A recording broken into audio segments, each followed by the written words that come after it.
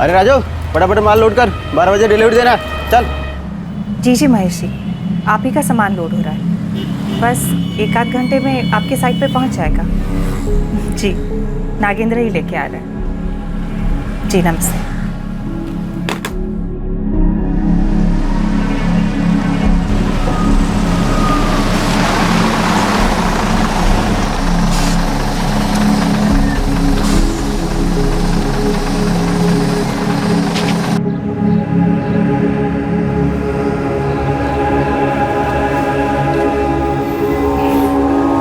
अबे मैं तो दीवार कूद के भाग गया वहां से, देखिए वो सुधीर मोटा है ना, अबे वो गटर में गिर गया।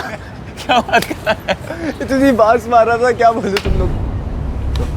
मैं 1 मिनट में आ रहा हूँ।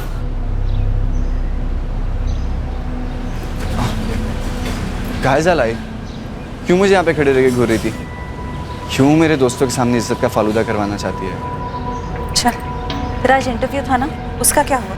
आई वो लेट उठा ना तो जा नहीं पाया। फिर से वही बहाना? तू एक दिन टाइम पे नहीं उठ सकता? हाँ, कब तक चलेगा ये अजय? आई अब आंख लग गई थी तो मैं क्या करूं? मैंने तो आज तक कभी नहीं कहा कि मैं क्या करूं, इसलिए आज तक ये घर चल रहा है। कॉलेज बीच में छोड़ के बैठ गया है, इंटरव्यू के लिए जाना नहीं चाहता है, सिर्फ आवारागर्दी करना चाहता है। तू करना क्या चाहता है? कब तक चलेगा ये? क्या सोचा है तूने अजय अपनी जिंदगी के बारे में? अभी तक कुछ सोचा नहीं आई। कब सोचेगा तू अजय? कब करेगा तू? कब एहसास होगा तुझे कि तेरी आई अब थक चुकी है? मुझे तेरी जरूरत है अजय। तेरे बाबा से तो बहुत सालों पहले उम्मीद छोड़ दी थी मैंने, उन्हें तो शराब के अलावा और कुछ सोचता ही नहीं है। अब तू भी उन्हीं की तरह कर रहा है, अपनी जिम्मेदारी से दूर भाग रहा है। बस करना आई, घर पे तो जिम्मेदारी का भाषण सुनाती रहती है ना, रास्ते पे तो बख्श दे। तू घर ही जा, मैं ये तो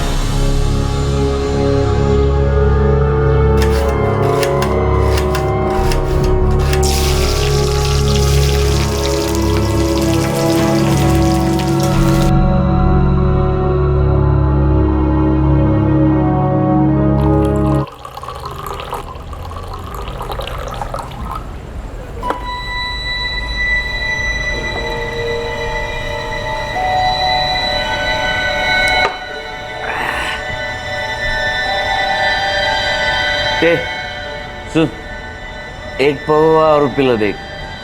रवि बाबू साहब ने मना किया है उधारी देने को, पहले पैसा दो फिर मिलेगा। अरे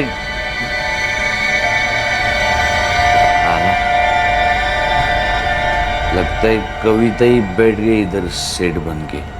बस आज के बाद तुम दोनों को एक पैसा नहीं दूंगी। शर्म तो आती नहीं है तुम दोनों को? इतना मेहनत करके पैसे कमाती हूँ मैं और तुम दोनों उड़ा देते हो बस। तू अपने दोस्तों के साथ आवारागर्दी करने में और अब शराब में। कोई एहसास है अपनी जिम्मेदारी का? फिक्र है मेरी? गलती तुम दोनों की नहीं है, गलती तो मेरी है ना। ये घर मेरा है, पति मेरा है, बेटा मेरा है, यही सोच सोच के बस झेल रही हूँ तुम दोनों को। सच कहते हैं लोग, एक जिम्मेदार इंसान लापरवाह लोगों की जिम्मेदारी उठाना जब बंद कर देना तब समझ में आती है कि जिम्मेदारी क्या होती है। काय रे आई, बस करना, खाते वक्त तो चैन से खाने। चुप, खरं बोलती थी तिला बोलू दे। हो का? कहता तो वळत का नहीं हो? हाँ, इतनी समझ में आती है तो सुधर क्यों नहीं जाते तुम? और तू, तुझे ये मैं बार बार बोलती हूँ पसंद नहीं आता है ना? एक दिन ये बोलना भी बंद कर दूंगी, उस घर में रहना भी। फिर ढूंढ लाना किसी को जो तुम दोनों का ख्याल रखे और तुम दोनों को झेले भी। बस हो गया मुझे तो, और नहीं होगा अब मुझसे।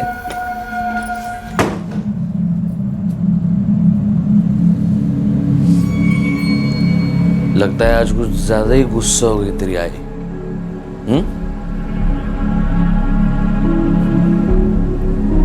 सचमुच ऐसा कुछ कर देगी तो बहुत तकलीफ हो जाएगी। उसकी कमाई पर चलती है अपनी जिंदगी। घबरू नको बाबा, आई खाली होल देती है, वो हमें छोड़ के नहीं जाएगी। तुम खाना खाओ।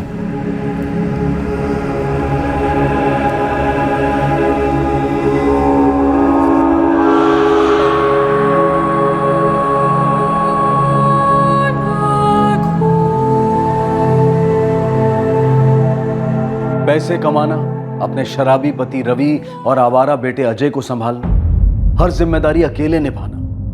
जिंदगी की इस गाड़ी को एक पहिए पर ढोते ढोते कविता थक चुकी थी। उसे एक परिवार चाहिए था, एक नॉर्मल परिवार, एक सुकून की जिंदगी।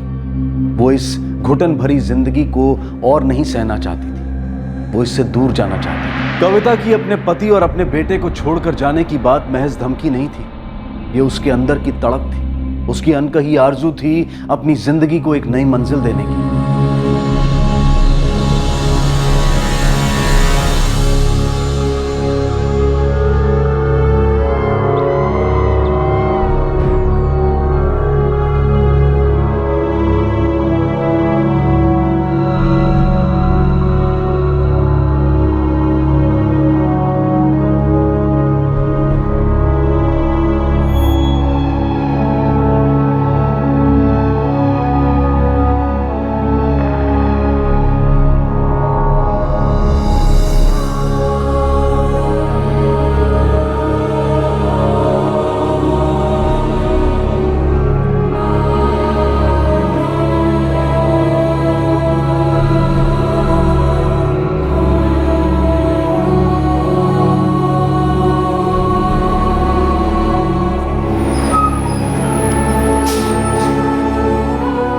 और आखिर एक दिन वो रोज की तरह घर से निकली, लेकिन वापस नहीं लौटी।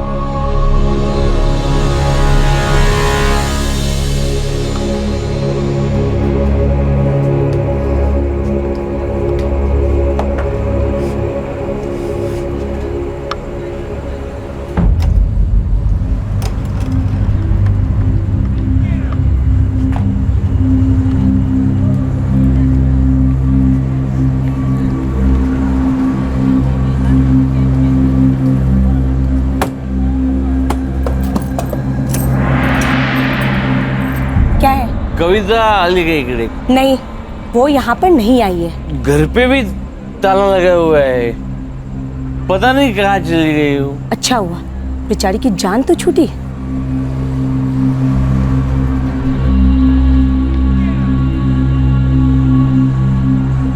तुम्ही डायल केलेला नंबर बंद आहे, कृपया थोड्या वेळाने पुन्हा प्रयत्न करा।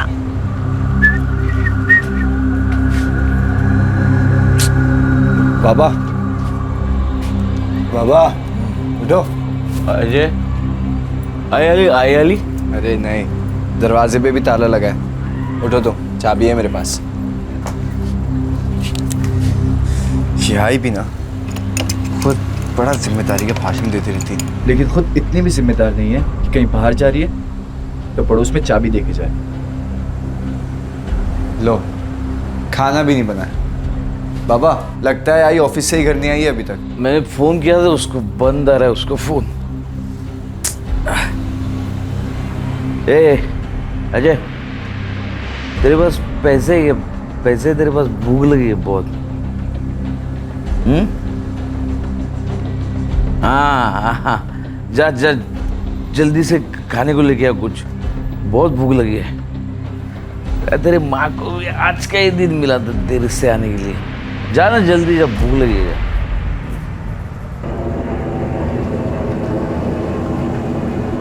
उठो बाबा, खाना लाया हूँ। बाबा उठो, खाना लाया हूँ। बाबा, बाबा, बाबा उठो। आ गई तू कविता? आ गई? नहीं बाबा, आई नहीं आई। खाना लाया हूँ, चलो आओ, खा लो।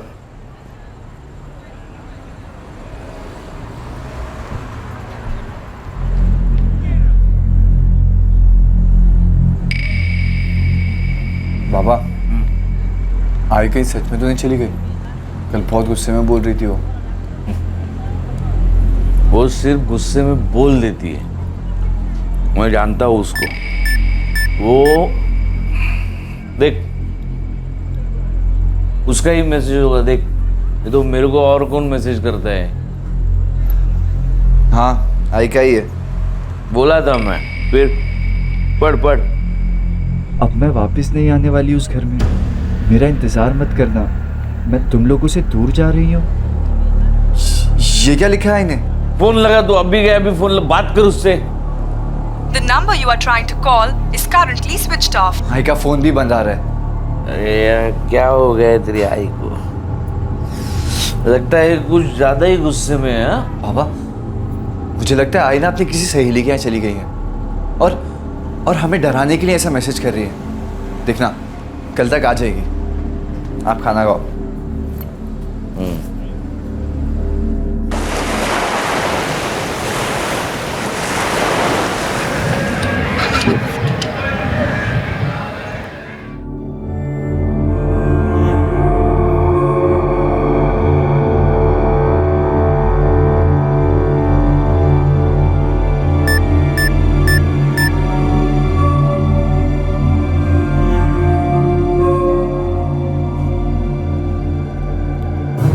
मैं अब नहीं आने वाली। मैं थक चुकी हूँ तुम दोनों से। जा रही हूँ तुम लोगों से दूर। मुझे अब चैन से जीने दो।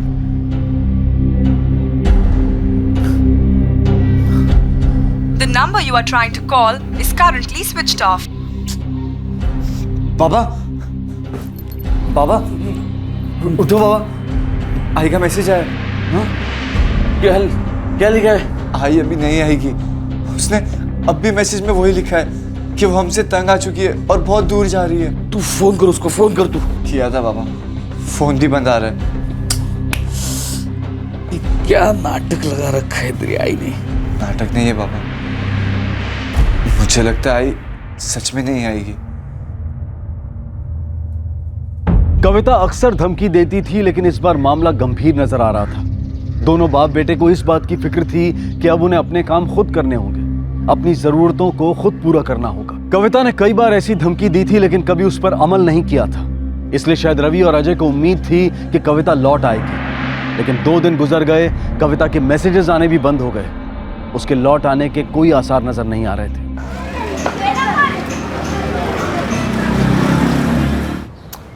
अजय, तेरी आई ऐसा नहीं कर सकती। हमें छोड़ के नहीं जा सकती वो। बाबा, आई शायद सच में हमसे बहुत तंग आ गई थी। देख, वो हमसे नाराज थी, मैं जानता था, लेकिन ऐसे बिना बताए अचानक कैसे जा सकती है वो? उसका सारा सामान यहीं पर है, कपड़े यहीं पर है। कुछ लेके गई क्या वो साथ में? नहीं। फिर मुझे यकीन है वो आ जाएगी। बाबा, आप ऐसा कैसे कह सकते हैं? आई तो हमसे बात भी नहीं कर रही, फोन भी बंद करके बैठी है। देख, हम उसकी राह देखते ऐसे ही यहाँ पे बैठे नहीं रह सकते। हमें ढूंढना होगा तेरी आई को। लेकिन बाबा, ढूंढेंगे कहाँ? क्या तुम दोनों को नहीं मालूम कि वो कहाँ काम करती हैं? कविता जी ने तुम दोनों को 2 मैसेज भेजे और उनमें लिखा है कि वो तुम दोनों से थक चुकी हैं, इसलिए घर छोड़कर चली गई। साहब, मैं मानता हूं कि मैं अच्छा पति नहीं हूं। इतने सालों में कभी नहीं बन पाया। मेरा बेटा भी मेरी तरह जिम्मेदारियों से भाग रहा था, लेकिन वो नाराज चाहे कितनी भी हो साहब, लेकिन वो इस तरह घर छोड़ के नहीं जा सकती। हो सकता है अपने माँ बाप के यहाँ चली गई हो या फिर किसी रिश्तेदार के यहाँ। नहीं साहब, हमारे सिवा उसका कोई नहीं है। ये भी तो हो सकता है कि अपनी किसी सहेली के यहाँ चली गई हो। और जाहिर सी बात है, तुम दोनों तो उनकी किसी सहेली को जानते नहीं होंगे। तो वैसे भी उनका इस तरह से चले जाना कोई ताज्जुब की बात तो है नहीं। तुम्ही ने बताया कि वो कई बार ऐसे चले जाने की धमकी दे चुकी थी। हाँ साहब, आई ऐसा कहती जरूर थी, लेकिन सिर्फ हमें डराने के लिए। और हम जैसे भी थे, आई को फिक्र थी हमारी। मुझे नहीं लगता कि आई हमें ऐसे छोड़ के जा सकती है। शायद यही भूल थी तुम्हारी, क्योंकि तुमने अपनी आई की बातों को कभी सीरियसली लिया ही नहीं। आप ठीक कह रहे साहब, बिल्कुल ठीक कह रहे, लेकिन मुझे डर इस बात का है कि कहीं कविता ने कुछ कर न लिया हो, या फिर उसके साथ कुछ उल्टा सीधा ना हो गया हो साहब। देखो, पहली बात, तुम्हारी पत्नी, तुम्हारी आई एक 42 साल की पढ़ी लिखी समझदार औरत है। दूसरी बात, उन्हें हक है अपनी जिंदगी के फैसले लेने का, और ये फैसला लेने की वजह तुम दोनों ने ही उन्हें दी है। ये बात उन्होंने अपने मैसेज में कही है। इसलिए उन्होंने कुछ गलत कर लिया हो या उनके साथ कुछ गलत हो गया हो, ये मानना बहुत मुश्किल है। साहब, 3 दिन से कविता घर वापस नहीं आई, तब जाके एहसास हुआ कि हमें कितनी जरूरत है उसकी, हम कितने निर्भर है उसके ऊपर। हमने उसकी कद्र कभी नहीं की साहब। आई ने मुझे भी बहुत समझाया था, बिंदियां की थी, लेकिन मैं स्वार्थी हो गया था, कभी उनकी तकलीफ ही नहीं दिखी। चलो, अच्छी बात है, तुम दोनों को अपनी गलतियों का एहसास तो हुआ। अब कविता जी को भी उनकी जिंदगी अच्छे से जीने दो। अगर उन्हें कभी लगेगा कि उन्हें वापस आना चाहिए तो वो खुद वापस आ जाएंगे। साहब, इस बात का तो डर है मुझे कि अगर वो वापस आई ही नहीं तो। और देवा शपथ साहब, ये डर इसलिए नहीं कि हमें उसकी जरूरत है, बल्कि इसलिए कि क्योंकि हमें फिक्र है उसकी। साहब, आप ही सोचो, जैसा भी था, लेकिन 20-22 साल का रिश्ता था साहब। ऐसे 2 मैसेजेस में कैसे खत्म हो सकता है साहब? मुझे सच में डर लग रहा है कि ऐसी जिंदगी से थक हार कर कहीं उसने खुद के साथ कुछ कर न लिया हो। एक काम करो, कविता जी के फोटोग्राफ्स और उनकी डिटेल्स हमें दे दो, हम पूरी कोशिश करेंगे उन्हें ढूंढने की। वाटकर, इस औरत की फोटो और डिटेल्स सभी पुलिस स्टेशन और अस्पताल में भेजो। 9 जुलाई से आज तक के सारे रिकॉर्ड चेक करो, शायद कहीं कोई एक्सीडेंट का केस रजिस्टर हुआ हो।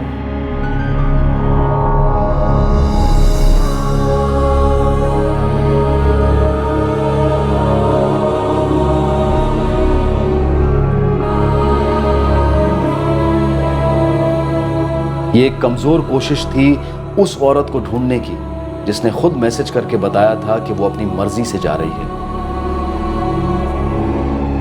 कुछ और दिन बीत गए। इन दिनों में ना कविता का कोई मैसेज आया, ना उसकी कोई खबर। रवि और अजय खौफ के साए में जी रहे थे। ये सवाल उन्हें बार बार सता रहा था कि क्या वाकई कविता ने उन्हें हमेशा के लिए छोड़ दिया था। मेरी एक जगह बात हो गई है, सिक्योरिटी गार्ड की नौकरी है। बड़ी मुश्किल से माना उसने, यकीन ही नहीं कर रहा था कि मैंने पीना छोड़ दिया है। मुझे भी एक कोरियर कंपनी में डिलीवरी बॉय का काम मिल गया है।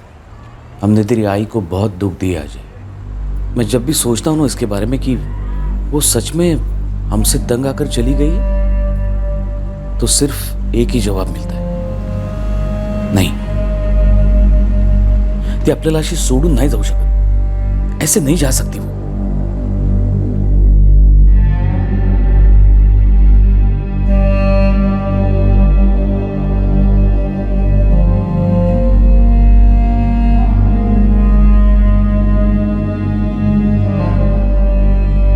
रवि, अभी तक हमें तुम्हारी पत्नी के बारे में कोई इन्फॉर्मेशन नहीं मिली है। सच कहूं, अगर कविता जी अपनी मर्जी से कहीं चली गई हैं तो उन्हें ढूंढना लगभग नामुमकिन है, और मेरे ख्याल से गलत भी, क्योंकि उनकी नई सुकून भरी जिंदगी में तुम लोगों की वजह से फिर से परेशानी आ सकती है। मैं कविता को इसलिए नहीं ढूंढ रहा हूं साहब क्योंकि वो उस नर्क में हमारे पास वापस आ सके। मैं सिर्फ तसल्ली करना चाहता हूं कि वो सही सलामत है भी या नहीं, और हो सके तो उससे माफी मांगना चाहता हूं।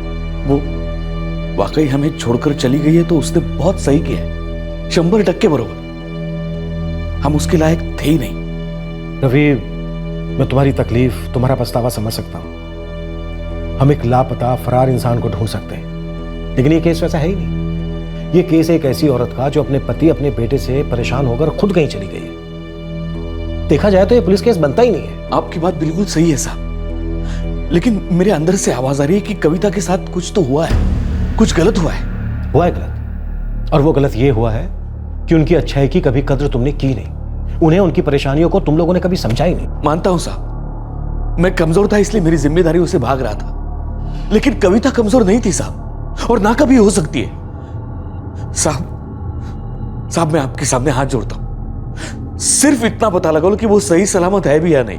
कविता जी का नंबर दे दो, हम पूरी कोशिश करेंगे उन्हें ढूंढने की।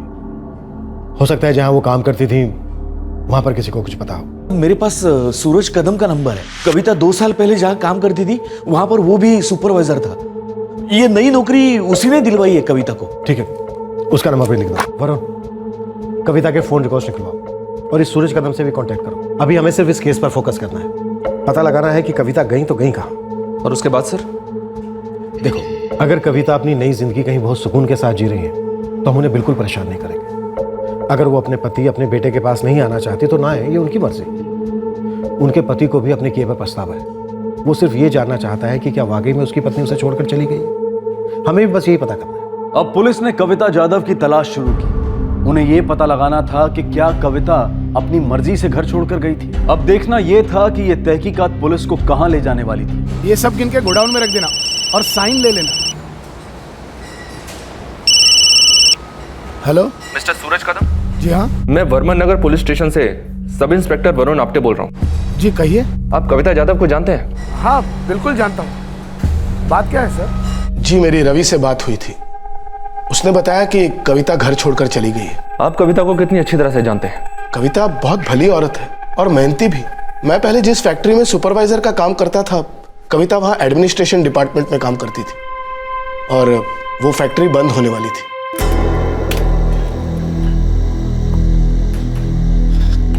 कविता, वो सूरज भाऊ, मैं जानती हूँ आप मुझे क्या कहने आए हैं। मुझे भी नौकरी से निकाला जा रहा है ना। सॉरी कविता, पर सिर्फ तुम्हें ही नहीं, काफी लोगों को निकाला जा रहा है, मुझे भी।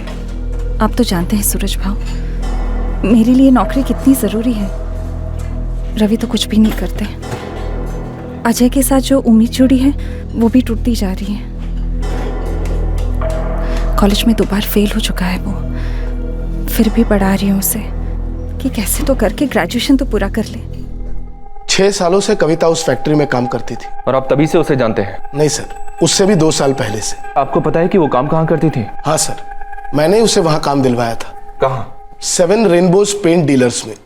Dipesh Patil?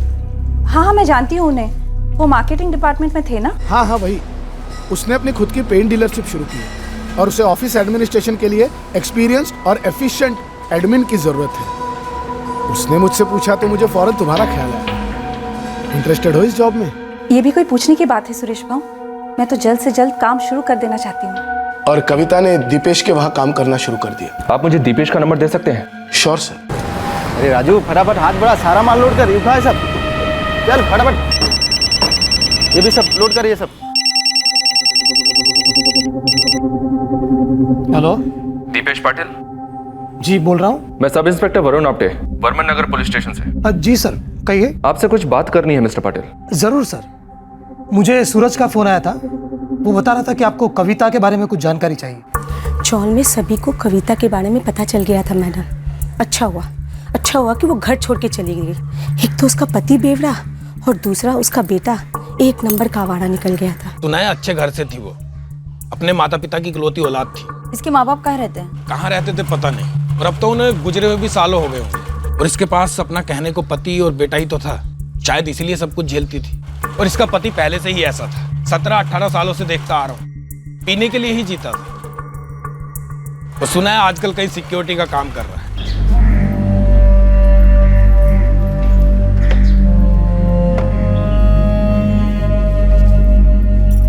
Thank you. Ji sir, कविता 9 जुलाई को ऑफिस आई थी, हमेशा की तरह 9:30 बजे शार्प।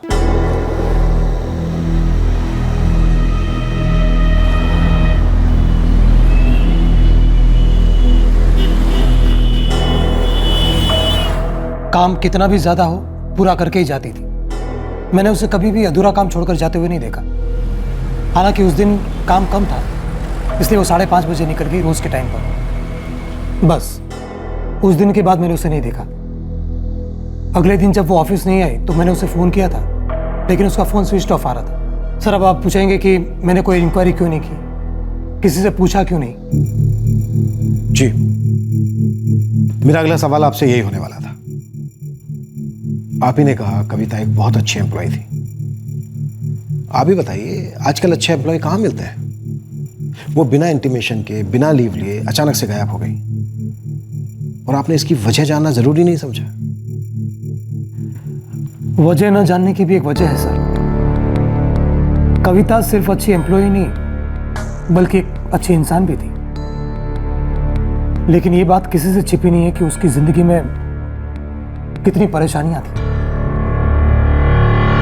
हालांकि उसके काम से, उसके बर्ताव से पता नहीं चलता था, लेकिन उसकी आंखों में दिखाई देता था उसका दुख।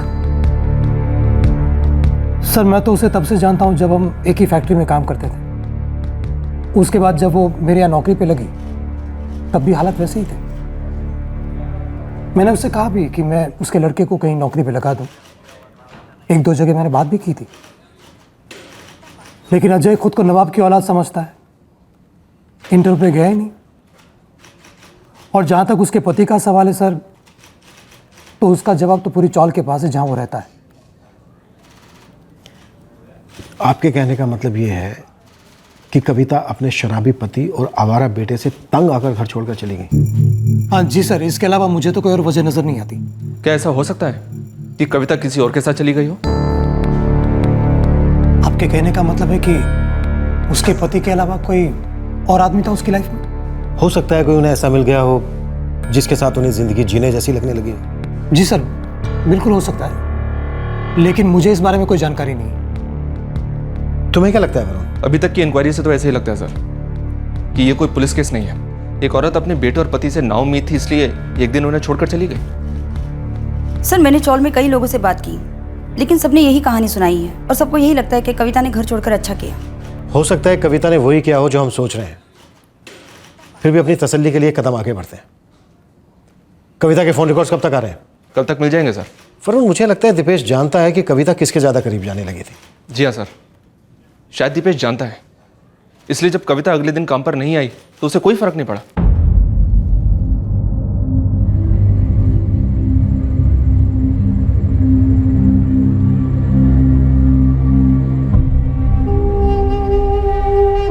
इतने सालों से ज्यादती पे ज्यादती करता आया हूं तेरी आई पर। समझता था लेकिन स्वार्थी हो चुका था। एहसास ही नहीं होता था कि मेरी खुदगर्जी की वजह से मैं उसका चैन, उसका सुकून सब छीन रहा हूं। और आज जब वो नहीं है तो मजबूरन ये सब करना पड़ रहा है। काश वो वापस आ जाए और मैं उससे माफी मांग सकूं, उसे वो जिंदगी दे सकूं जो वो हमेशा से चाहती थी। मुझे लगता है आई का जाना जरूरी था, हमें अपनी जिम्मेदारियों का एहसास दिलाने के लिए। लेकिन बाबा, बस एक बार आई वापस आ जाए बाबा। मैं आई को कभी शिकायत का मौका नहीं दूंगा, उनकी हर बात मानूंगा।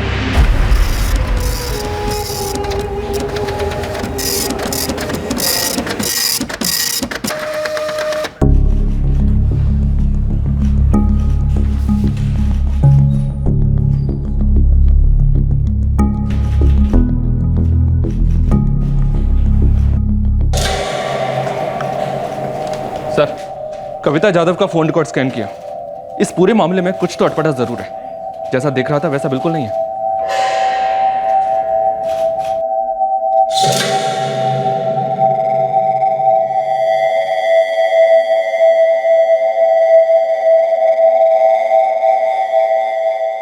सेफ्टी के तौर पर सभी के फोन रिकॉर्ड्स निकलवाएं सर। कविता के अलावा उसके पति रवि, उसके बेटे अजय और कविता के बॉस दीपेश पाटिल के भी। 9 जुलाई की रात को 10:30 बजे कविता ने जो मैसेज किया था सर, वो मुंबई से ही किया था। लेकिन कविता ने अगले दिन सुबह जो दूसरा मैसेज किया था वो गणपति पुले से किया था। अटपटा किसके फोन रिकॉर्ड्स में नजर आ रहा है?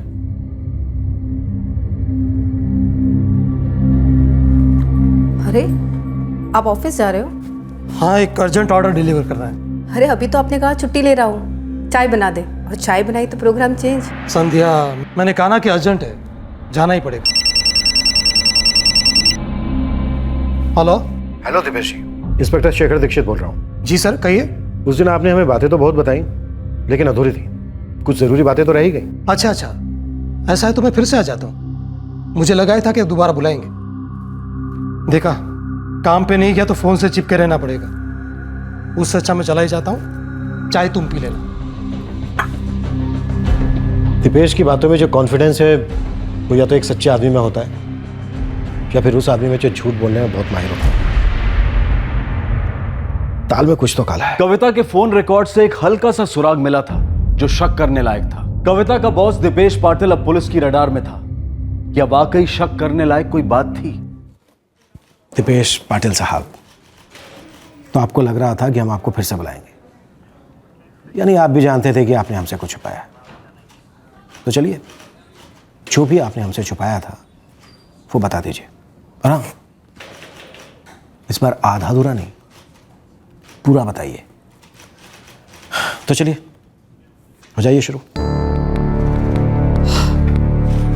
सर, किसी भी इंसान की जिंदगी में अगर दुख हो, तनाव हो, तो वो चाहता है कि वो अपनी फीलिंग्स, अपने जज्बात किसी के साथ शेयर करे। कोई तो हो जो उसकी बात सुने। समझे ना समझे अलग बात है सर, लेकिन पाटिल साहब, ये फिलॉसफी का ज्ञान देना बंद कीजिए और इन फोन रिकॉर्ड से जो सवाल उठे ना, उनका सीधा सीधा जवाब दीजिए। 9 जुलाई की रात को कविता मुंबई में थी और 10 जुलाई को गणपति पुले में। हो सकता है वो अपने बेटे और पति के लिए प्रार्थना करने गई, उनकी सद्बुद्धि के लिए। लेकिन पाटिल साहब, आप वहां किसके लिए प्रार्थना करने गए थे? खुद के लिए? देखिए दीपेश जी, ये कोई इत्तेफाक नहीं हो सकता कि 10 तारीख को आपके फोन की लोकेशन गणपति पुले थी और ठीक उसी दिन आपकी एम्प्लॉई अपने पति और बेटे से हताश होकर उन्हें छोड़कर चली गई, और वो भी गणपति पुले। और उसी दिन आप भी पहुंच गए गणपति पुले। जी सर, ये इत्तेफाक नहीं है। पाटिल साहब, अब आप अपने ये फिलोसफी वाले हवाई जहाज को नीचे उतारिए ज़मीन पर और हमें ज़मीनी सच्चाई बताइए। उस दिन 9 जुलाई को शाम 5:30 बजे कविता अपना काम खत्म करके मेरी कैबिन में आई थी।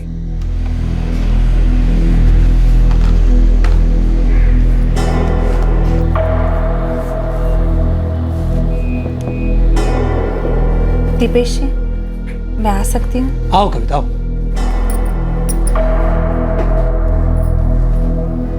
कुछ बुझी बुझी सी लग रही हो। सब ठीक तो है ना? मैं थक चुकी हूँ दीपेश जी। मैं तुम्हारी हालत समझ सकता हूँ कविता। मुझे पूरी हमदर्दी है तुम्हारे साथ। 22 साल दीपेश जी, उस आदमी की हर कमजोरी, हर बुराई के साथ मैंने समझौता किया, बिना किसी कड़वाहट के, बिना किसी गुस्से के उसका साथ दिया। लेकिन मुझे क्या मिला?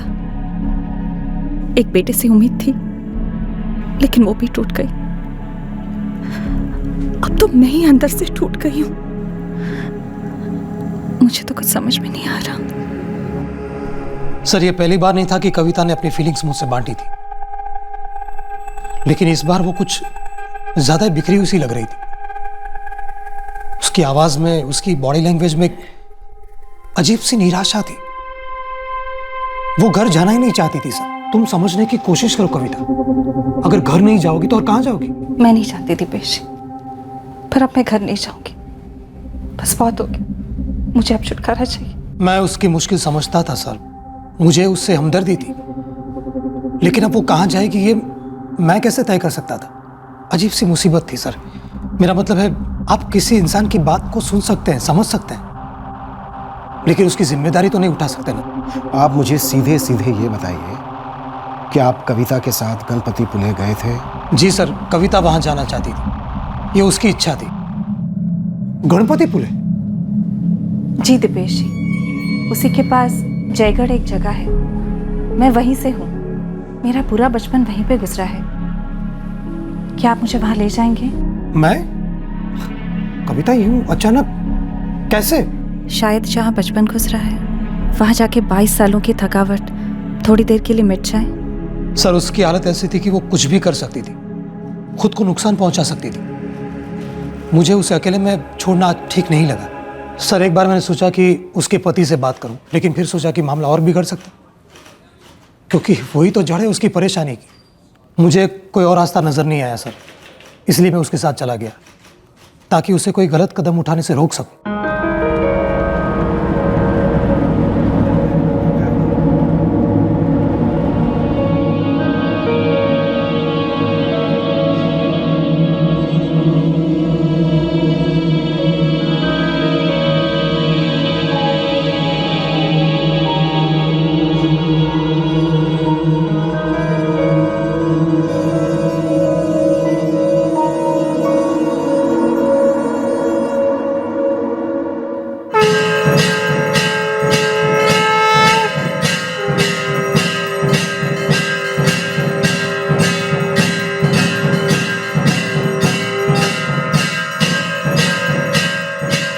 सर, दर्शन करने के बाद उसे थोड़ा सुकून मिला।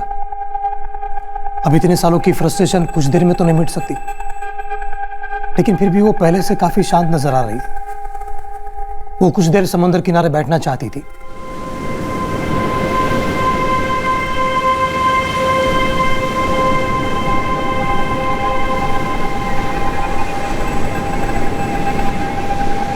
ये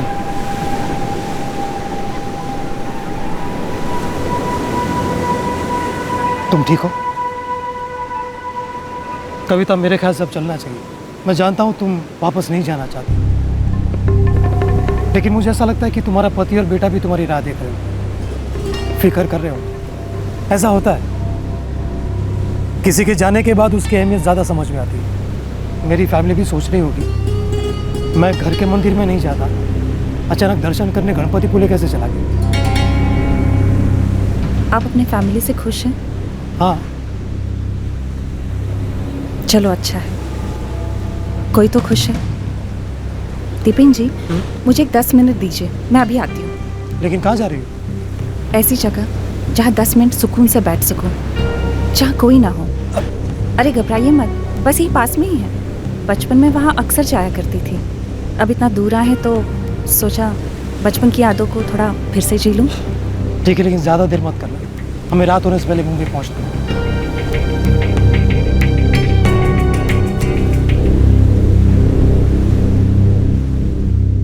और उसके बाद कविता वापस नहीं आई? नहीं सर, मैं राह देखता रहा, 10 मिनट, आधा घंटा, 1 घंटा हो गया, लेकिन वो नहीं लौटी।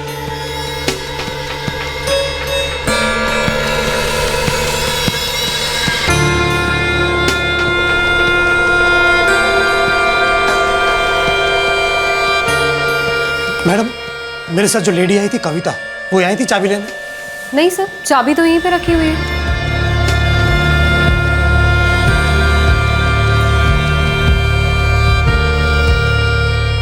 The number you are trying to call is currently switched off.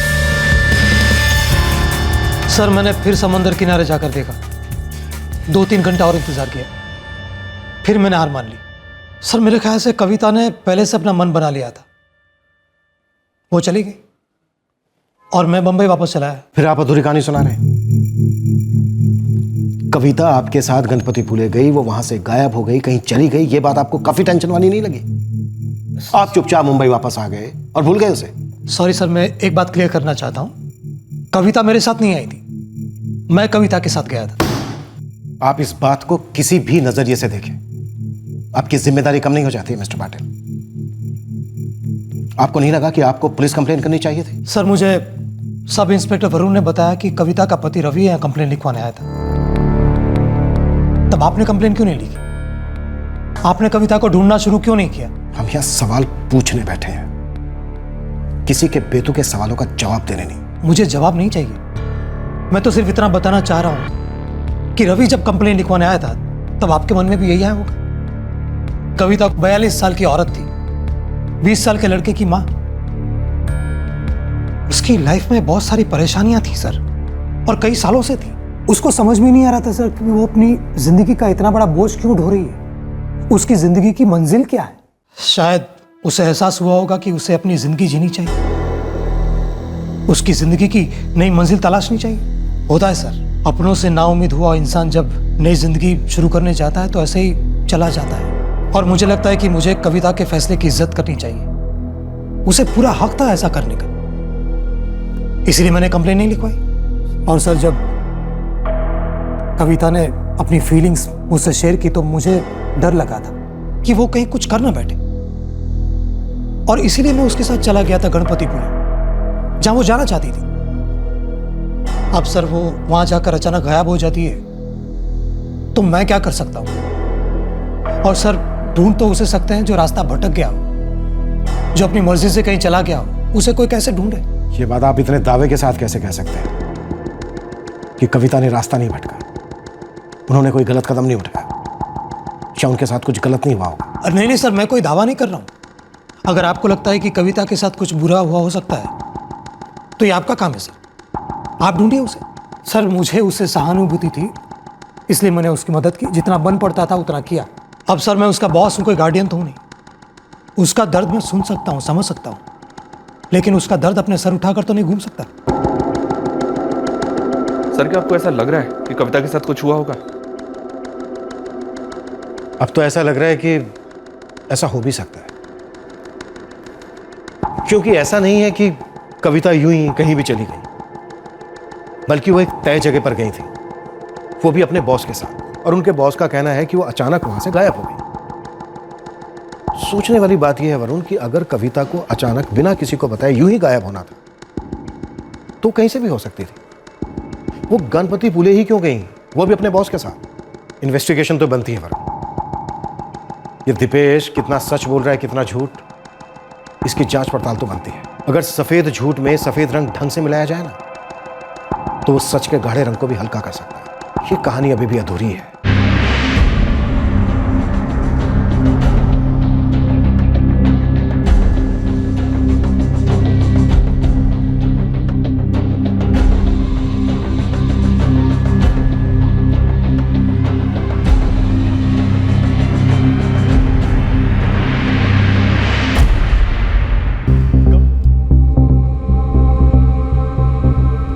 Varun, कविता गणपति पुले गई थी ये तो तय है, और दिपेश का कहना यह है कि कविता उसके वहां साथ गई थी। हो सकता है ऐसा ही हो, लेकिन क्या वहां पर वही हुआ जो दिपेश ने हमसे कहा? सर मैंने रवि से भी बात की थी, उसने भी यही कहा था कि कविता गणपति पुले के पास की जयगढ़ गांव को बिलोंग करती है। हालांकि अब वहाँ उसका कोई रिश्तेदार नहीं है। वरुण, याद है जब हमने दिपेश की पहली क्वेश्चनिंग की थी तो हमने उससे पूछा था, क्या ऐसा हो सकता है कि कविता किसी और के साथ चली गई हो?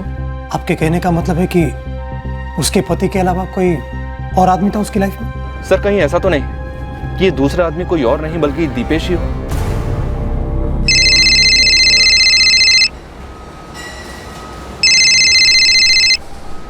हेलो। हाँ सूरज भाऊ, मैं रवि, कविता का पति। हाँ बोला। सूरज भाऊ, आप कविता को इतने सालों से जानते हैं, आप ये भी जानते हैं कि मैं उसका अच्छा पति कभी नहीं बन पाया। रवि साफ साफ बोलो, बात क्या है? सूरज भाऊ, क्या क्या कविता का किसी दूसरे आदमी के साथ कोई रिश्ता था? देखो, कविता को मैं सिर्फ उसके काम से जानता था, और ये उसकी पर्सनल लाइफ है जिसके बारे में उसने कभी मुझसे कुछ नहीं कहा। लेकिन आप ही ने उसे दीपेश पाटिल के यहाँ काम दिलवाया था ना, तो आपने खुद कविता की सिफारिश की थी या दीपेश पाटिल ने आपसे बात की थी? दीपेश ने कुछ नहीं कहा था, मैंने ही कविता का नाम रिकमेंड किया था। और अगर तुमने ये जानने के लिए फोन किया है कि दीपेश और कविता के बीच में अफेयर था या नहीं, तो तुम गलत आदमी से पूछ रहे हो।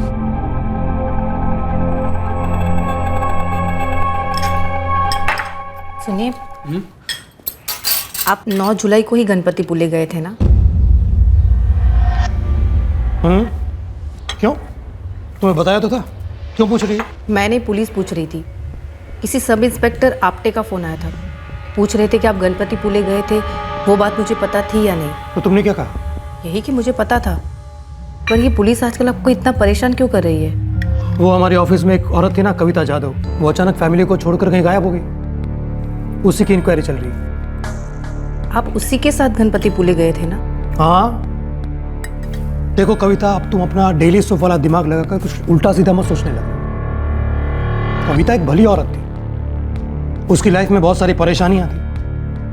उस दिन वो कुछ ज़्यादा ही अपसेट थी, इसीलिए तो मैं उसके साथ चला गया ताकि वो कोई उल्टा सीधा कदम ना उठा ले। लेकिन पुलिस अब मेरी जान के पीछे पड़ी हुई है। लेकिन टेंशन की कोई बात नहीं है, रूटीन इंक्वायरी है।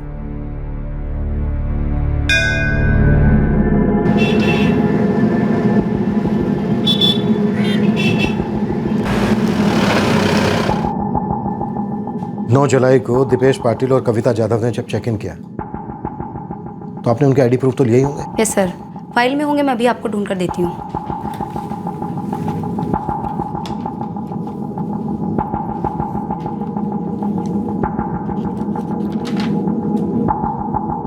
उसके ही अगले दिन ये आदमी इस औरत को ढूंढते हुए यहाँ आया था? जी सर, हालांकि उस वक्त मैं यहाँ नहीं थी, मेरी कुलीग अंजलि ड्यूटी पर थी। यस सर, मिस्टर दीपेश उस दिन काफ़ी घबराए हुए लग रहे थे और उन्होंने पूछा भी था ये कविता मैडम के बारे में कि कहीं वो आई तो नहीं थी रूम की चाबी लेने के लिए। मैडम, मेरे साथ जो लेडी आई थी कविता, वो यहाँ आई थी चाबी लेने? नहीं सर, चाबी तो यहीं पे लगी हुई है।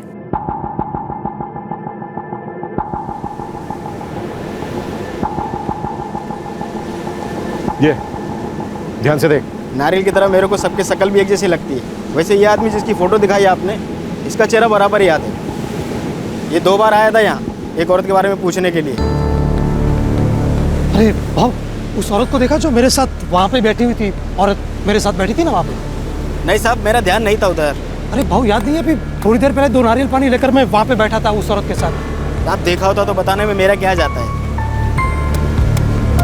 साहब। वो आदमी थोड़ी देर बाद फिर से पूछने आया था, काफ़ी डरा हुआ था, इसलिए साहब उसकी शक्ल दिमाग में छप गई।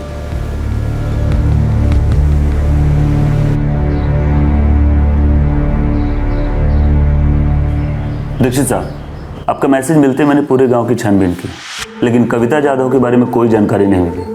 हाँ, वो थी इसी गांव की, लेकिन अब उसका कोई रिश्तेदार यहाँ नहीं रहता। यानी दीपेश सच कह रहा है, कविता उसके साथ गणपति पुले गई थी और फिर वहीं से कहीं चली गई। और सर, कविता का मोबाइल भी गणपति पुले में ही स्विच ऑफ हुआ था। गवाह और सबूत दोनों से यही साबित हो रहा है। हो सकता है कविता ने गणपति पुले पहुंचने के बाद ये फैसला लिया हो कि उसे आगे क्या करना है, और फिर चल पड़ी हो अपनी नई मंजिल की ओर। नहीं साहब, मैं अभी भी नहीं मान सकता हूँ कि कविता इस तरह हमें छोड़कर जा सकती है। हमने उन्हें ढूंढने में कोई कसर नहीं छोड़ी। हम उनके गांव भी होकर आए, लेकिन कुछ पता नहीं चला। इस बात के पूरे चांसेस हैं कि तुम्हारी पत्नी अपनी मर्जी से कहीं चली गई और उनका वापस लौटने का कोई इरादा ना हो। साहब, उस दीपेश पाटिल का कविता के गायब होने में कुछ तो लेना देना है। रवि, तुम्हारा शक करना जायज है, लेकिन हमने पूरी तरह से जांच की है और हमारी तहकीकात में दीपेश की कही हर बात सही साबित हुई है। एक भी सुराग हमें ऐसा नहीं मिला है जिससे यह लगे कि दीपेश झूठ बोल रहा है। सॉरी रवि, अब यह केस यहीं क्लोज होता है।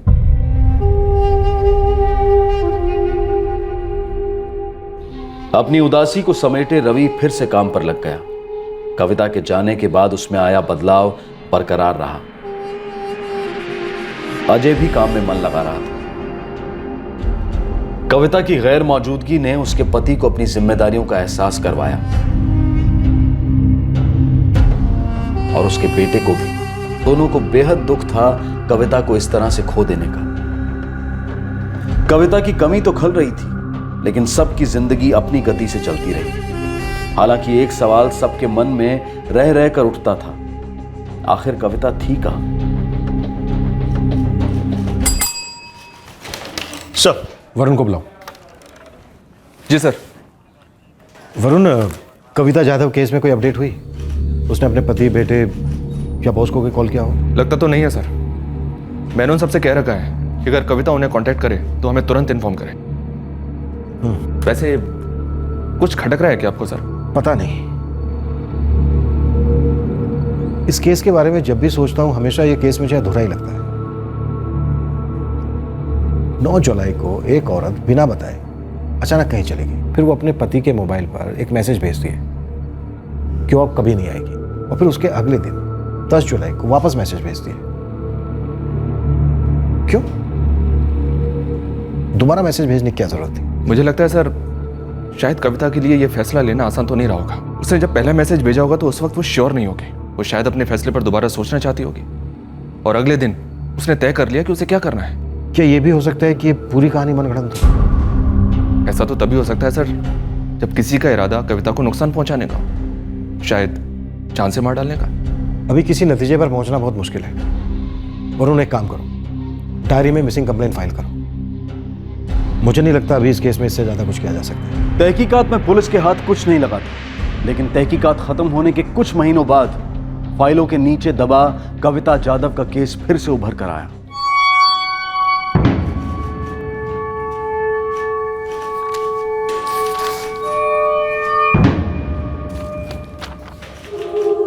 कविता जाधव, उम्र 42 साल, हाइट 5 फुट 3 इंच, 9 जुलाई 2015 से लापता।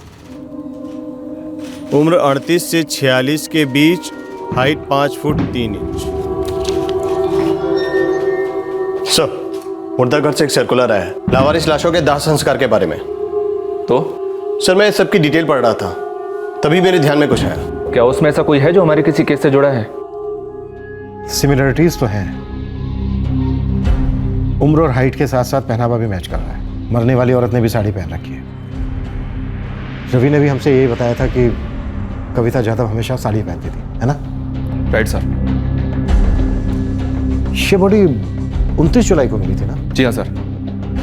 और डायरी में मिसिंग कंप्लेंट फाइल की थी हमने 21 जुलाई को, और शायद उसी दिन हमने इस केस को आखिरी बार डिस्कस भी किया था।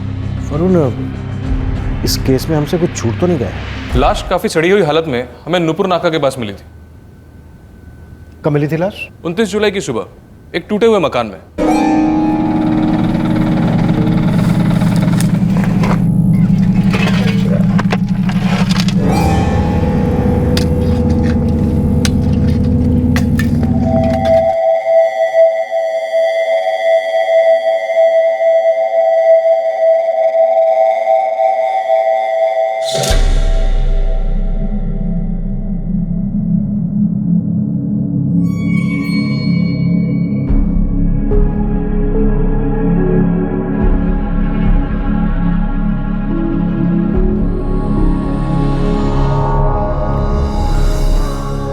हाँ साहब, वो कविता ही थी, मेरी बीवी। साहब, आईने खुदकुशी की थी? नहीं, पोस्टमार्टम रिपोर्ट के मुताबिक उन्हें मारा गया, हत्या की गई थी उनकी। आप दोनों ने ताबीज और साड़ी देखकर उनकी पहचान तो कर ली है, फिर भी हमें डीएनए टेस्ट करवाना होगा। साहब उस दीपेश का हाथ है इसमें। उसकी एक भी बात पे मुझे पहले से यकीन नहीं था। मैं कविता को 22 सालों से जानता हूं साहब। वो इस तरह हमें छोड़ के नहीं जा सकती। वो उस दीपेश के साथ इतनी दूर इस तरह क्यों जाएगी? हाँ साहब, बाबा बिल्कुल सही कह रहे। हाँ, ऐसा कभी नहीं कर सकती। साहब वो दीपेश को छोड़ना मत। उसकी हर बात झूठी है साहब। उसी ने मारा है कविता को, उसको छोड़ना मत साहब।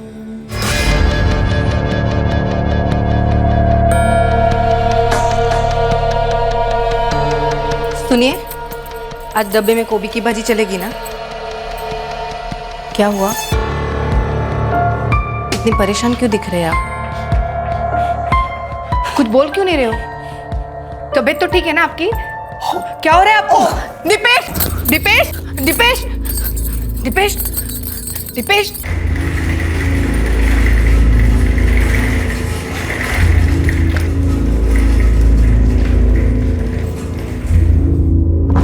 सर, दीपेश पाटिल को हार्ट अटैक आया है। क्या? जी हाँ सर, माइल्ड अटैक है, फिलहाल आईसीयू में है वो। खतरे की कोई बात नहीं है, बहुत ही माइल्ड अटैक था। डॉक्टर, हम दीपेश पाटिल से कुछ सवालात करना चाहते हैं। आपके हिसाब से कब मुनासिब होगा? अगले 48 घंटों तक हम उन्हें ऑब्जर्वेशन में रखने वाले हैं। अगर सब नॉर्मल रहा तो 2 से 3 दिन बाद आप अपनी कार्रवाई कर सकते हैं। वरुण, मुझे लगता है दीपेश और कविता के बीच सिर्फ बॉस और एम्प्लॉय का रिलेशन नहीं था, जैसा कि दीपेश ने कहा। सर, दीपेश का कहना था कि कविता गणपति पुले से गायब हुई थी, जबकि उसकी लाश मिली पनवेल से। हो सकता है दोनों वापस लौटे हों। ये दीपेश हमें पूरी कहानी नहीं सुना रहा है। हालांकि कविता के फोन रिकॉर्ड्स से तो ये नहीं लगता कि वो मुंबई वापस लौटी थी। सर, एक ऐसे अजीब सा थॉट मेरे दिमाग में आया है। क्या ऐसा नहीं हो सकता कि एक शराबी निकम्मे पति को पता चला कि उसकी बीवी किसी के साथ चली गई है, अब वो वापस कभी लौट कर नहीं आएगी। इस बात पे उसे गुस्सा आया, उसने अपनी पत्नी को ढूंढा और मार दिया। उसके बाद हमारे पास आया FIR लिखवाने। वरुण, हम कोई भी पॉसिबिलिटी रूल आउट नहीं कर सकते, लेकिन रवि अपनी पत्नी को क्यों मारेगा? वो तो पूरी तरह से अपनी पत्नी के ऊपर निर्भर था। उसको तो ये तक नहीं मालूम था कि उसकी पत्नी काम कहाँ करती है। शुरुआत में ऐसा लग रहा था कि कोई केस ही नहीं था, एक औरत का निजी फैसला था जो अपनी पारिवारिक जिंदगी से तंग आकर कहीं चली गई थी। फिर एक मोड़ पर हल्का सा मिसिंग केस का एंगल जुड़ा, लेकिन अब कविता की लाश के पोस्टमार्टम के बाद यह साबित हो गया था कि यह एक मर्डर केस है। लेकिन अब भी यह केस नतीजे से कोसों दूर था। कत्ल की वजह, कातिल और क्या हुआ था कविता के साथ, इसका पता चलना अभी बाकी था। क्या बात है पाटिल साहब, आज आप अपनी फिलॉसफी नहीं सुना रहे? हाँ? कोई बात नहीं, मैं सुनाता हूं। इंसान को अपने कर्मों की सजा इसी जन्म में भुगतनी पड़ती है, और तुम्हें भी भुगतनी पड़ेगी। किस बात की सजा सर? आप तो ऐसे कह रहे हैं जैसे मैं कोई क्रिमिनल हूं। ये ठीक नहीं है सर। आखिर मेरा कसूर क्या है? यही ना कि मैंने कविता की मदद करनी चाहिए। वो कोई गलत कदम ना उठा रहे, इसलिए मैं उसे गणपति पुले ले गया जहां वो जाना चाहती थी। अब वो वहां से अचानक गायब हो गई तो मैं क्या कर सकता हूं? अब इतने समय बाद आप कह रहे हैं कि आपको उसकी लाश मिली है बंबई में, किसी ने मार डाला बेचारी को। लेकिन सर, इससे मेरा क्या लेना देना? अभी भी तुम हमें पूरा सच नहीं बता रहे, और अगर तुमने मुझे पूरा सच... मेरा सच नहीं, आपकी तहकीकात अधूरी है सर। आप मुजरिम को पकड़ नहीं पा रहे, इसलिए आप मुझे फंसाने की कोशिश कर रहे हैं। उस जुर्म में जो मैंने नहीं किया किसी और ने किया हुआ।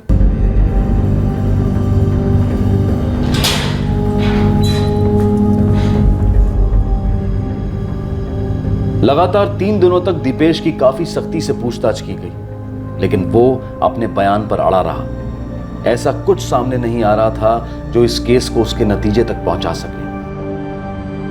इस दौरान कविता का पति रवि पुलिस स्टेशन आता रहा, इस सवाल का जवाब जानने कि आखिर दीपेश ने कविता को क्यों मारा, लेकिन पुलिस के पास इसका कोई जवाब नहीं था।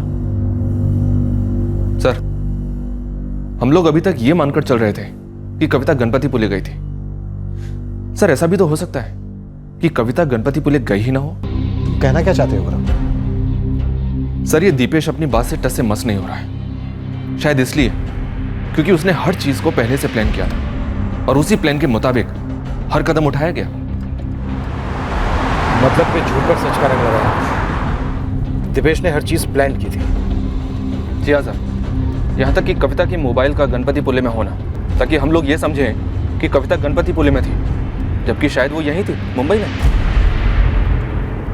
घबराओ मत संध्या, मैंने कुछ नहीं किया, यकीन करो मेरा।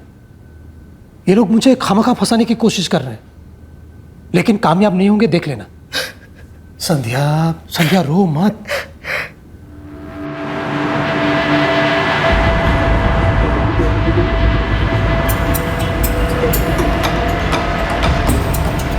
नो सर, हमारा छोटा सा होटल है और सीसीटीवी कैमरे हमारे यहाँ नहीं है। 9 जुलाई की रात को दिपेश पाटिल ने जब चेक इन किया तो ये औरत थी उसके साथ। सर, मिस्टर दिपेश यहाँ अकेले ही आए थे और दोनों आईडीज भी उन्हीं के पास थी, तो ये देखने की जरूरत ही महसूस नहीं हुई कि कोई औरत उनके साथ है भी या नहीं। अच्छा, मैं सारे बिल देखना चाहूँ।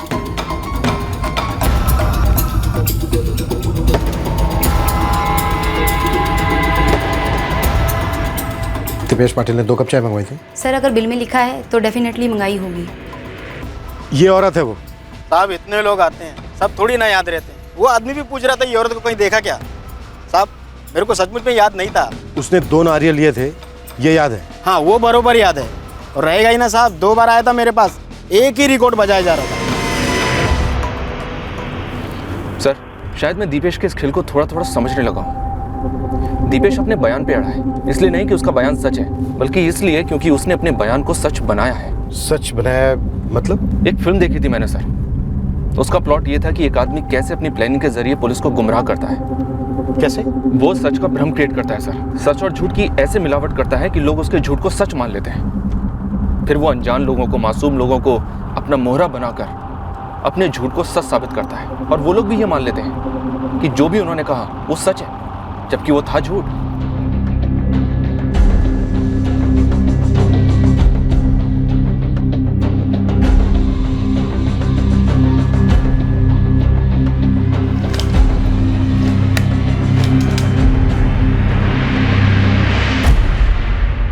दिपेश का मुंह खुलवाना है।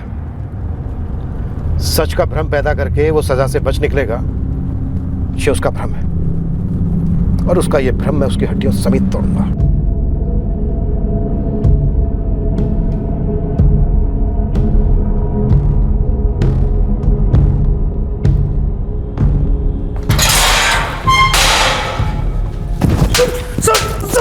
क्या कर रहे हैं आप सर?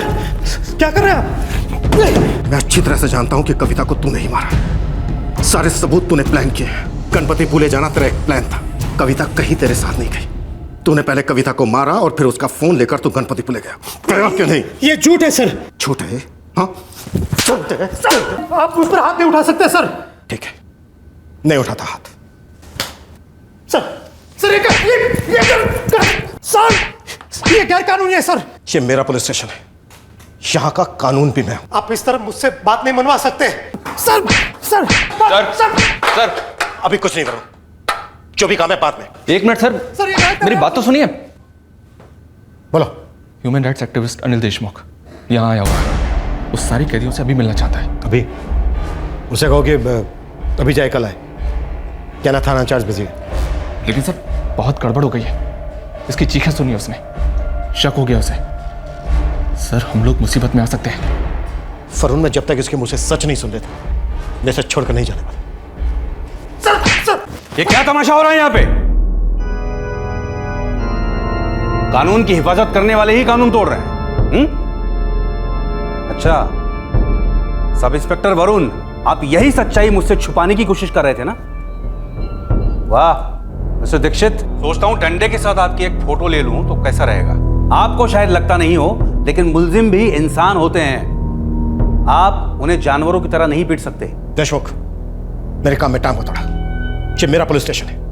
मेरे पुलिस स्टेशन के लॉकअप में मेरी इजाजत के बगैर आने की हिम्मत कैसे हुई? मैं एक वकील भी हूं और ह्यूमन राइट एक्टिविस्ट भी।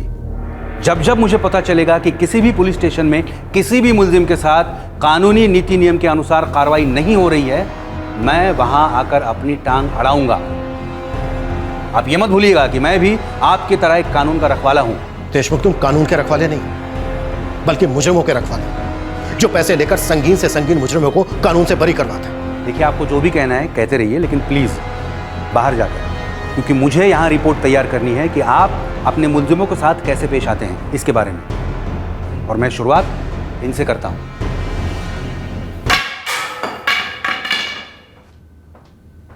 वरुण साहब, क्या बताएंगे कौन है ये आदमी?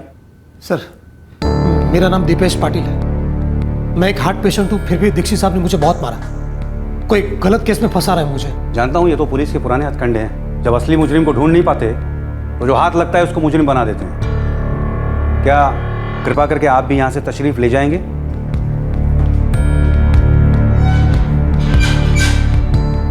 तो मिस्टर दीपेश। जी सर। क्या ऑफिसर दीक्षित ने आपको मारा? सिर्फ हाथ से नहीं, डंडे से भी मारा सर। वो मुझसे उस जुर्म का जबरदस्ती कन्फेशन करवाना चाह रहे हैं जो मैंने किया ही नहीं। क्या केस है आपका?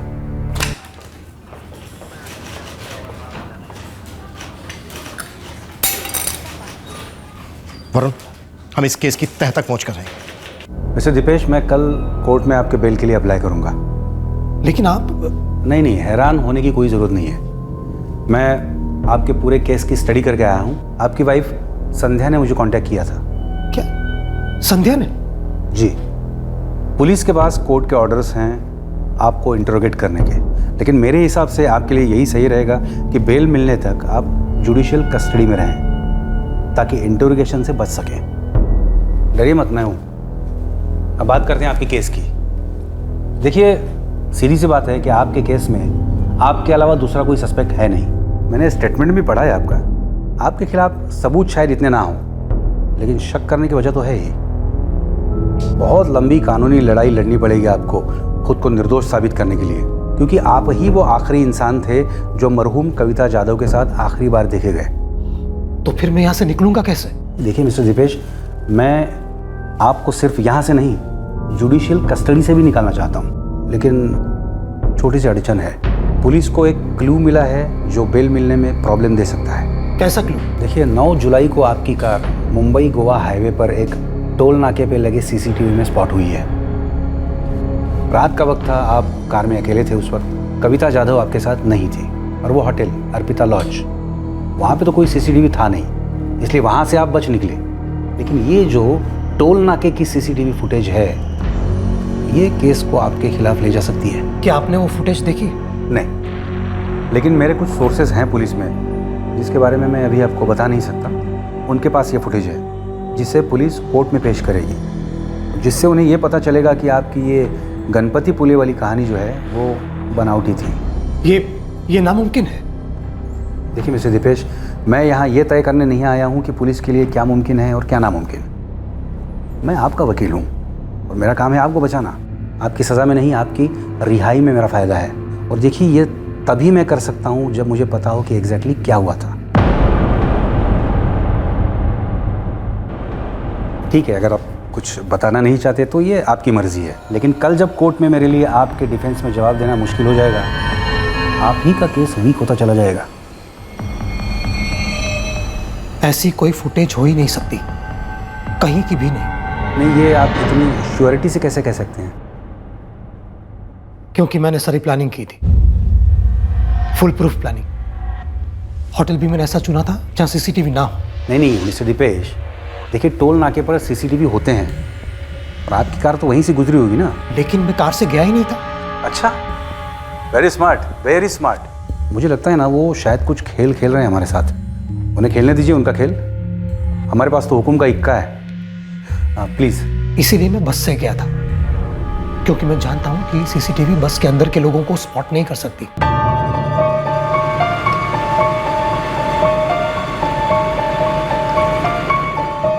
मैं कविता का मोबाइल हर जगह लेकर गया था। उसका आधार कार्ड भी मेरे पास था, उसी की कॉपी मैंने होटल में दी थी। अच्छा, मतलब कविता गणपति पुले गई नहीं थी? नहीं, जब उसने मेरा ऑफिस ज्वाइन किया था तब मेरा सब कोई इरादा नहीं था उससे किसी भी प्रकार का रिश्ता रखने का। मैं जानता था उसकी लाइफ में बहुत सारी परेशानियां हैं, मुझे उससे हमदर्दी थी और ये हमदर्दी धीमे धीमे मुझे उसके करीब ले गई। वो अपने पति और बेटे से दुखी थी, वो अक्सर अपना दर्द मुझसे बांटती थी। मैं उसका इमोशनल सपोर्ट था, लेकिन उसे सहारा देते देते पता नहीं कब मैं उसकी ओर खींचने लगा। मुझे उसमें एक ऐसी औरत नजर आने लगी जिसे प्यार की जरूरत थी। पता ही नहीं चला बात कब इतनी आगे बढ़ गई और हम करीब आने लगे। हमारा रिश्ता उसके जख्मों का मरहम था और मुझे भी वो पसंद आने लगी थी। लेकिन ये रिश्ता जिंदगी भर का रिश्ता थोड़ी ना था। मेरा एक हंसता खेलता परिवार है। मैं अपनी फैमिली को कभी नहीं छोड़ सकता, कभी नहीं। मेरी पत्नी, मेरी बेटी, ये तो मेरी जिंदगी है। क्या ये कविता तुम्हारा परिवार तोड़ना चाहती थी? ये तो मैं नहीं जानता, लेकिन वो अपने परिवार से दूर जाना चाहती थी और उसे ऐसा लगता था कि मैं वो जरिया बन सकता हूं जिससे वो अपने परिवार से दूर जा सकती है।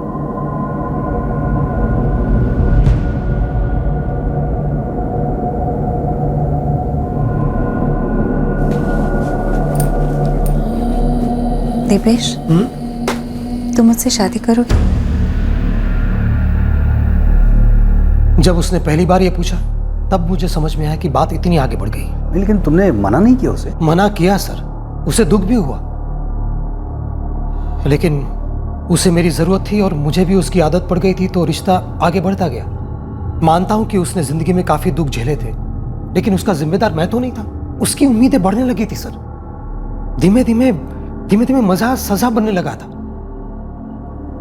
मुझे ऐसा लगने लगा था कि वो अपनी जिंदगी का नर्क मेरी जिंदगी में घुसेड़ देगी और मुझे उसे ऐसा करने से रोकना था।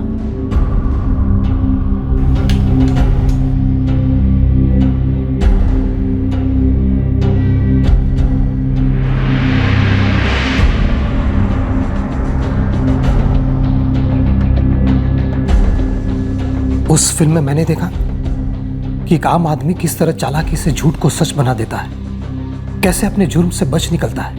और कविता ने देखा कि एक आम आदमी अपने परिवार को बनाए रखने के लिए क्या कुछ नहीं करता।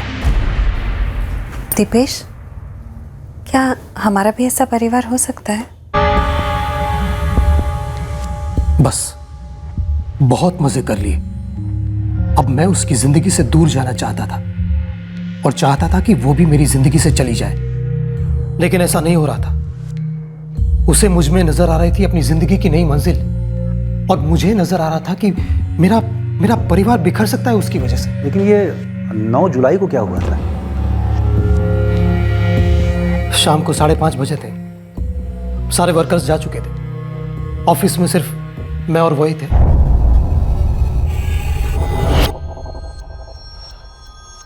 देखो कविता, फिर से अपना शादी का पुराण शुरू मत कर देना प्लीज।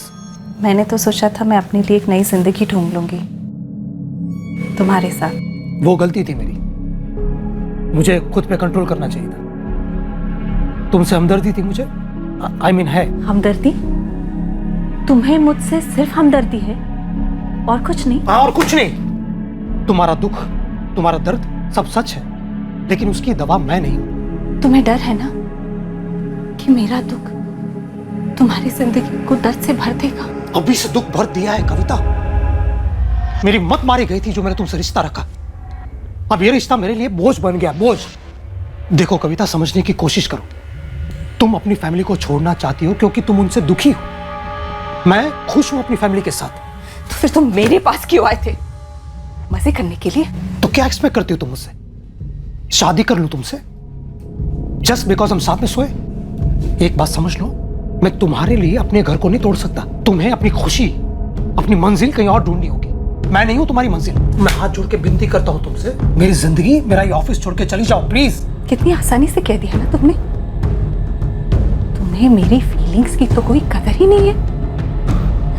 तुम्हें सिर्फ मेरा जिस्म चाहिए था। तुम्हारे लिए मैं एक टाइम पास। देखो कविता, जो कुछ हुआ दोनों की मर्जी से हुआ। खुद को विक्टिम बनाकर मुझे गिल्टी फील करवाने की कोशिश मत करना। गिल्टी हो?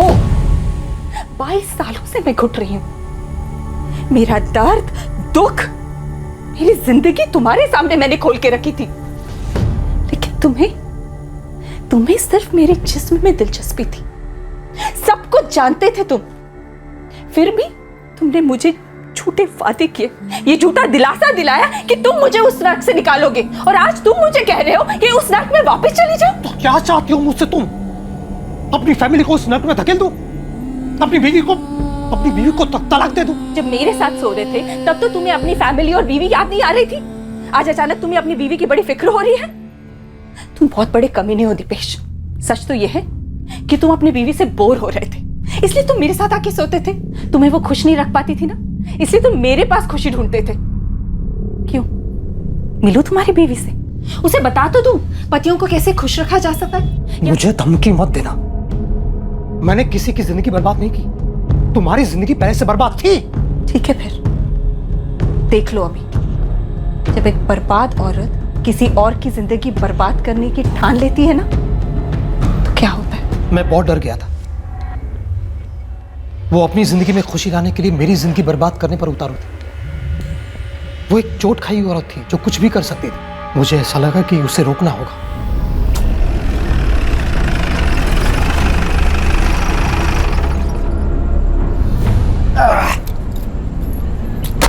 हाँ आओ ना केंद्र, ये ड्रम अर्जेंटली पनवेल पहुंचाना है, पुणे से एक पार्टी आ रही है। ठीक है सेठ, मैं देके आता हूँ। नहीं नहीं, मुझे जाना पड़ेगा, बाहर की पार्टी है ना, तुम जरा उठाने में मदद करो। जी। कविता की बॉडी को ड्रम में डालती है और उसे पनवेल में एक उजाड़ जगह पे लेंगे।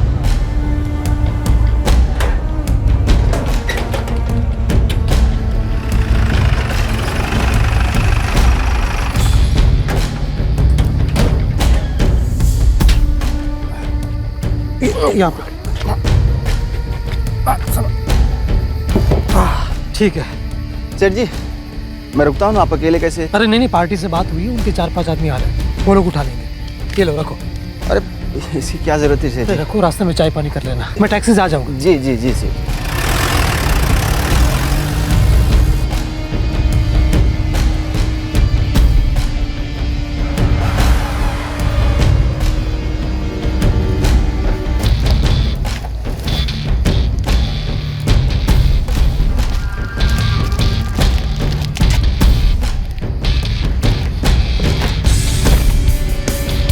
इस तरह मैंने उससे छुटकारा पाया। फिर मैं ऑफिस आया, सारा खून साफ किया। कविता का बैग मेरे पास था, मैंने उसका मोबाइल लिया। तभी मुझे वो फिल्म याद आई और मेरा दिमाग चलने लगा।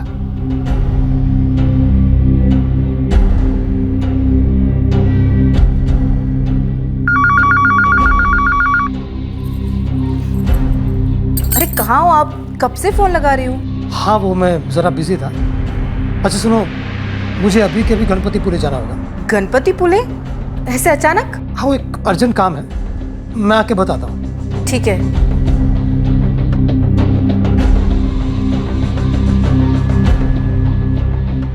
फिर मैंने कविता के पति को मैसेज भेजा और फोन स्विच ऑफ कर दिया और गणपतिपुले के लिए निकल गया। अगले दिन सुबह मैंने गणपतिपुले से कविता के पति को फिर से मैसेज किया, ताकि अगर पुलिस इन्वेस्टिगेशन हो तो ये साबित हो सके कि कविता गणपतिपुले में ही थी। अच्छा खेल खेला है आपने, एकदम दिमाग से। मैंने सब कुछ प्लान करके रखा था, क्योंकि मैं जानता था कि पुलिस मेरे बयान की सच्चाई जानने गणपतिपुले जरूर जाएगी। देखिए मिस्टर दीपेश, चाहे कुछ भी हो जाए, आप अपना स्टेटमेंट चेंज मत कीजिएगा। जी। आप निकल आओगे इस केस, डोंट वरी। दरवाजा खोलना।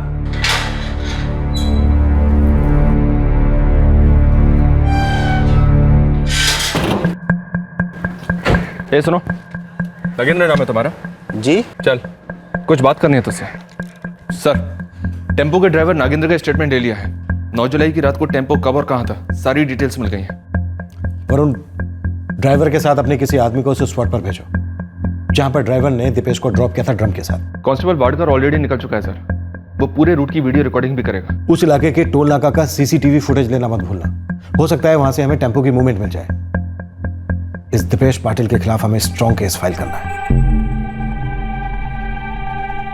संध्या, देशमुख जी ने बेल की एप्लीकेशन कर दी? देशमुख? कौन देशमुख? तुमने जिसे भेजा था वो वकील? मैंने नहीं तो, उल्टा मैं आपसे पूछने वाली थी कि मैं किसी वकील को कंसल्ट करूं। तो वो कौन था?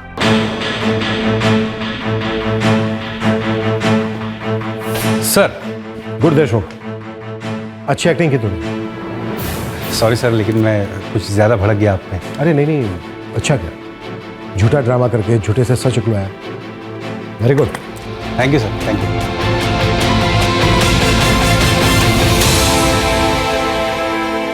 ऐसे कैसे हो सकता है? अनिल देशमुख नाम था उसका। ह्यूमन राइट्स का भी कुछ काम करता था। पाटिल साहब, वो अनिल देशमुख कोई वकील नहीं, बल्कि हमारे ही डिपार्टमेंट का एक कांस्टेबल है। जी क्या है पाटिल साहब, आपके जैसे क्रिमिनल सोचते हैं कि वो टीवी और फिल्में देखकर क्राइम करने के नए नए तरीके सीख सकते हैं, और उतनी ही चालाकी से उन्हें छिपा भी सकते हैं। क्राइम ना कितनी भी अच्छी प्लानिंग के साथ कर लो, लेकिन अपराधी की एक ही मंजिल होती है, और वो है सलाखों के पीछे।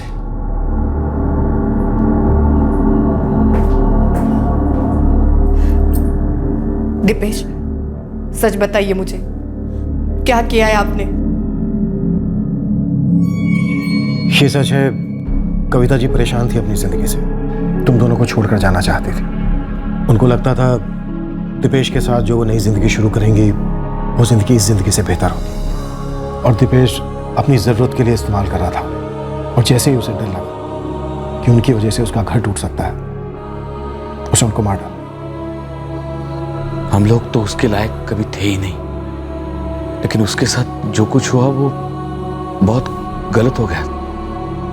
ऐसा नहीं होना चाहिए था उसके साथ। दीपेश पर हत्या के लिए आईपीसी की धारा 302, सबूत मिटाने के लिए धारा 201 लगाई गई है। फिलहाल वो न्यायिक हिरासत में है। दीपेश ने एक फुल प्रूफ प्लान बनाया था, एक परफेक्ट एलिबी क्रिएट की थी, अपने जुर्म पर पर्दा डालने का पूरा इंतजाम किया था, लेकिन ये फुल प्रूफ प्लान फेल हो गया। शायद कविता अपनी तकलीफों से बाहर निकल सकती थी, बजाय एक ऐसे रिश्ते में उलझने के जिसमें नजर आ रहा समाधान दरअसल एक भ्रम था जिसका कोई अस्तित्व नहीं था। हर इंसान की अपनी समस्याएं होती हैं और वो अपने तरीके से उसका समाधान खोजता है। इस पर फैसला सुनाने का किसी को कोई हक नहीं है, लेकिन अपनी समस्याओं से जूझ रहे इंसान को यह पता होना चाहिए कि उसकी तकलीफ में सहारा देने वाले शख्स की मदद कर पाने की भी एक हद है, एक सीमा है, जिसे कभी पार नहीं करना चाहिए। क्योंकि सच यही है कि आखिर में इंसान को अपनी तकलीफों का हल खुद ही ढूंढना पड़ता है। अपनी मंजिल, अपनी आजादी को हासिल करने की जिम्मेदारी इंसान की खुद की है, और इसे वो किसी दूसरे पर थोप नहीं सकता। फिर मुलाकात होगी अगले एपिसोड में और खुलासा करेंगे एक और जुर्म का। तब तक सतर्क रहें, सुरक्षित रहें और देखते रहें क्राइम पेट्रोल सतर्क। सबक एक को सीख हम सबको। जय हिंद। इस तरह के और भी एपिसोड देखने के लिए हमारे चैनल को सब्सक्राइब करें और बेल आइकन दबाना ना भूलें।